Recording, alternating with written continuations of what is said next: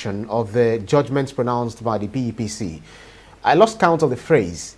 Petitioners failed to prove that, getting these petitions, being struck out for lack of merit. What's your reaction to these judgments to start with? Honestly, I'm not surprised.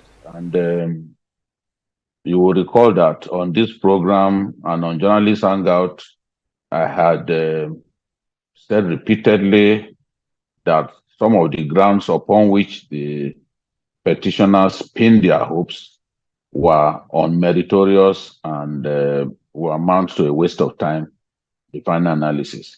Look at the matter of 25% of Abuja being mandatory.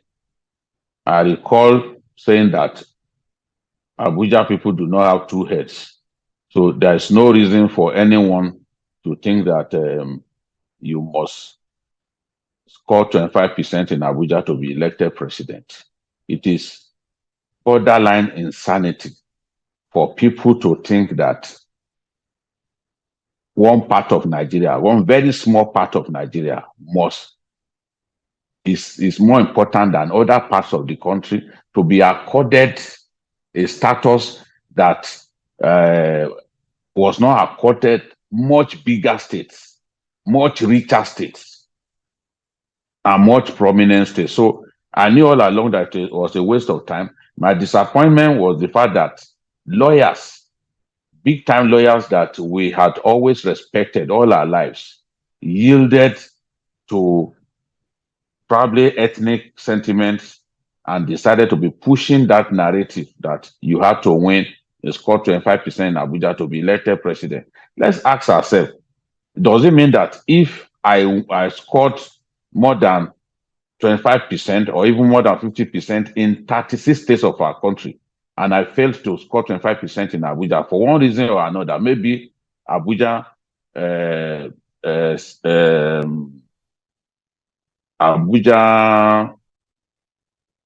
aboriginals or the traditional, I would say, owners of Abuja fielded somebody very strong, an indigene, very, very strong. The way Peter Obi was very strong in the Southeast in the last election, and other people failed to score, other candidates failed to score up to 25%, because it's possible. The way Peter Obi dominated the Southeast elections, for example, the presidential election in the Southeast, how are you going to score up to 25%? So if, for example, we have somebody so strong who is an original indigene of the FCT and commanded so much support, and he stopped others by his preeminence, by his political strength and sagacity from scoring up to 25%. Does it mean that for that reason, and it could be that could be the only state that he won, does it mean that the person who scored 25% and above in 36 states is not electable because he could not score 25% in Abuja? We told them that this was a very, very ridiculous suggestion and an attempt to manipulate the constitution. But all that has failed. Just as I said on Journalist Hangout last Sunday, I said I was confident that at the end of the day, the court will make a categorical statement that will put an end to the needless argument over the status of Abuja, because Abuja does not have any special status.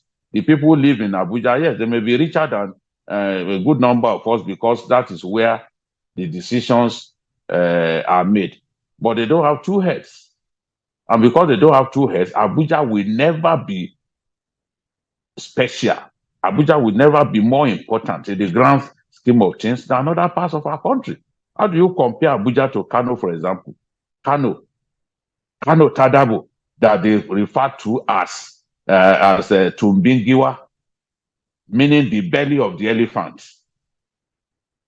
Metaphorically speaking, the belly of the elephant. That's how Kano is described because of his stature. So, or you compare Kano to Lagos. that is already ranked among the first 5 economies on the continent. So I just do not see the need for that argument. And of course, we also saw that clearly Shettima, the Vice President Shettima, had been the Vice President Shettima had already been cleared by the Supreme Court. The Supreme Court ruled on the 28th of May that Shettima was validly elected. So if Shettima was adjudged to have been validly nominated, on the 28th of May by the Supreme Court, nobody should expect that a court lower in status, than the Supreme Court will give a contrary ruling. So again, that ruling didn't come to me as a surprise. I also wasn't surprised that the court affirmed that Tinubu was not convicted in the US for drug trafficking, because there's no evidence that he was convicted for drug trafficking, and neither was he indicted or arraigned.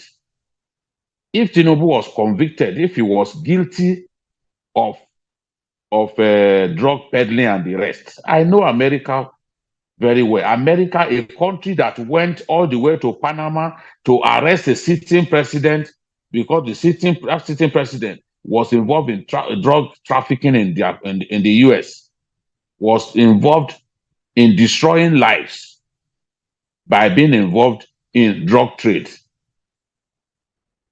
Manuel Noriega was president of Panama in 1989 when America sent some of his newest fighter jets and radar jamming aircraft to go and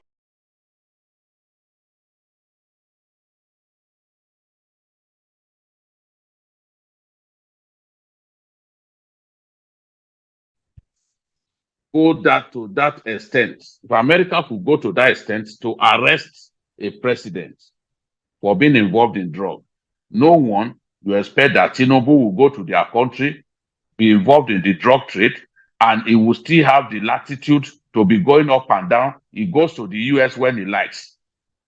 Would he have bribed them or what? How would the Americans have left him all these years? People who are prepared to jail even their own former president. We can see what Trump is going through.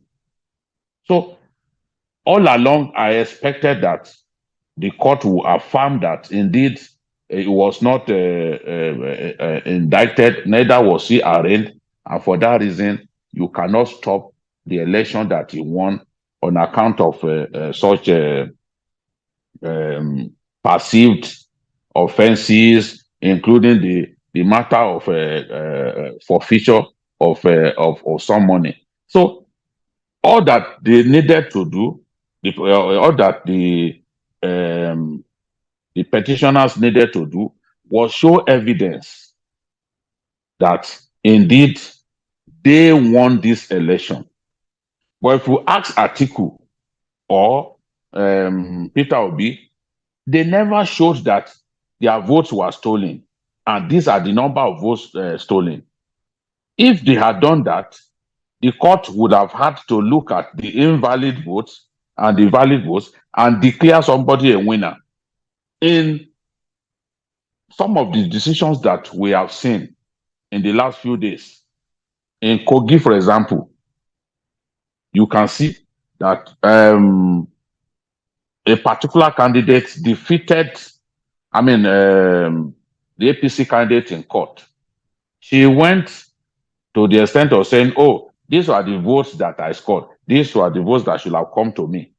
There was no time. And the same thing happened in Benue, where former Governor Suswam defeated an APC senator. There was no time that Atiku provided an alternative result sheet showing that he scored more votes than Bola Ahmed Tinubu. There was no time that Peter Obi provided an alternative result sheet showing that his votes were stolen and showing the quantum of votes stolen, which, if returned to him, will give him an unassailable lead over Bola Ahmed Tinubu. There was no such time. So, and if you are making generic statements to say, okay, votes were stolen in this state, votes were stolen, and you do not show the particular polling units where those votes were stolen, so that the stolen votes can be taken away and the valid votes will prevail, what do you expect the judges to do? What did you expect the judges to do? So they made the job very difficult for those judges. You have to show proof that indeed there was overvoting. You have to show that APC benefited tremendously from the overvoting. You can't go to court and say, there were irregularities, all kinds of irregularities here and there. I think that our constitution already envisages that we will not have a perfect election. And that is why it talks about substantial compliance. As far as our constitution is concerned, once substantial compliance with the Electoral Act is established, then the election is good to go. The election stands. But if substantial compliance is not established, and substantial compliance is not complete compliance, so the framers of the constitution must have said that we can't have a situation in which everything will be perfect about the election. I have said repeatedly, I remember